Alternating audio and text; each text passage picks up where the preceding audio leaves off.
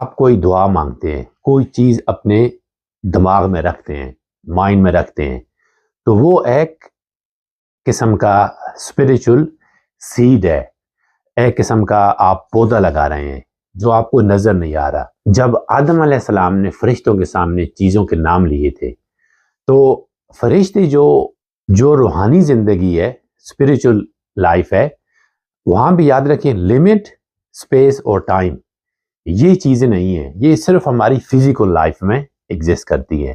تو آدم علیہ السلام نے چیزوں کے نام لیے اور فرشتوں نے وہ چیزیں دیکھ لیں، اس چیز نے فرشتوں کو حیران کر دیا۔ تو ابھی جو بھی چیزیں ہم مانگتے ہیں وہ اللہ پاک کہتا ہے وہ ہماری ہو جاتی ہیں۔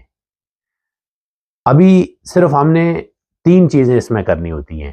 ایک سب سے پہلے صبر، ہر چیز کا ٹائم ہوتا ہے۔ جس طرح آپ ایک انڈا لیں، اس پہ مرغی کو بٹھا دیں تو وہ 22 دن مقرر ہیں، 22 دن لگیں گے۔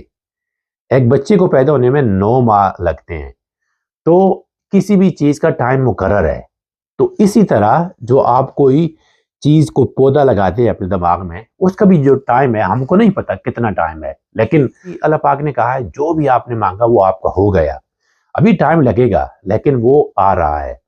تو 3 چیزیں، صبر، سب سے پہلی صبر، دوسری کنسسٹنسی، ڈٹے رہنا، جو چیز مانگی ہے اسی پہ ڈٹے رہنا اور اسی کے لیے کام کرتے رہنا، اور تیسری جو چیز ہے وہ ہے پازیٹیوٹی، اچھی چیزیں مانگنا، اچھی چیزوں پہ نظر رکھنا، اچھی چیزیں کرنا۔